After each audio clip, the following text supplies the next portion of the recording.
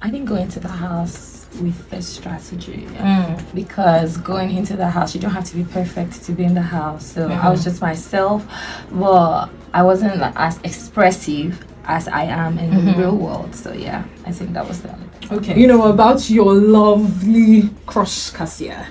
How do you feel about that now? Do you feel betrayed, or do you just think, oh, it's a game, it is what it is? Well, initially I felt played, you know, I felt lied to, I felt tricked.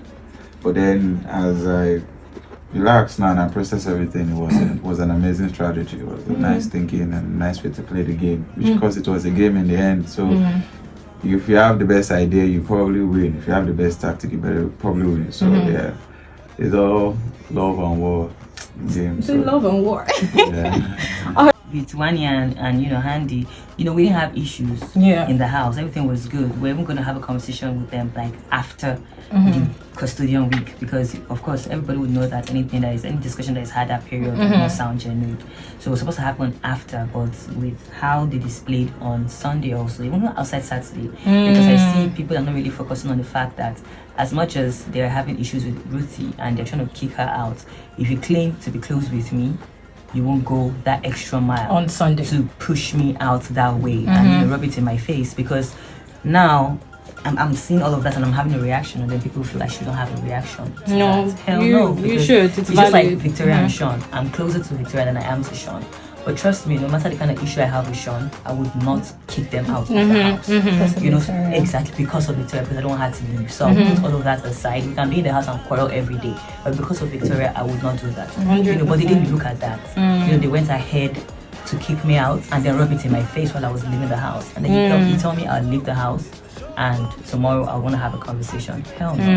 I'm human, I'm quiet, but that doesn't mean I'm stupid. If they call for a conversation, do you think you would ever have a possibility to sit down with them and have a conversation? I'm an adult and there's room for communication if ever it comes up, you know. So to err is human, to forgive is divine. If that ever happens, we can have a conversation, but if not, I don't. You're unapologetic about it. Oh no. You know, the accusations or allegations laid on them, you know, it seemed like you knew them personally saying those things. Were they just words out of, you know, aspire? You know, you feel they fight the person, you're like, you are this, but you really don't know them. Or you get evidence, you know, what else? I say everything while talking my full chest. Evidence. Anywhere where you want to go, move. Okay. You hear that? What was that dynamic? Was it a game for you, or was it a situation where you wanted two ladies to be, you know, all about you, or did you have genuine intention of feelings towards any of them? Okay, so for me, I've said it before, coming into the house, Nelita was the first door we connected with. And if there's any conversation of, oh, I like you, you like me back, the first person I had that conversation with was Nelly. And then the actual narrative is it was a mutual thing at the beginning. Okay. The only reason why there was nothing set in stone was for the fact that she needed time. You know, that it's just been a few days. You know, I'm sure everybody wanted to take their time and everybody wanted to weigh the options and whatnot. So, you know, rather than lingering around and, you know, just waiting. I mean, she said what she said, you know, and I respect that. So, okay, we're going to come back around, you let me know. But at the same time, I was just connecting with every other person there, both male and female gender, you know. So yeah, after that, I picked other interests too, you know. Because, like I said, nothing was set in stone. So, you know, there was just a daily darling at some points. But that's why I felt like, oh, are you here or are you there? Are you here or there? But that was requested, you know. If at the first go, yeah, it was locked and sealed, yeah, it would have been defined maybe the first week.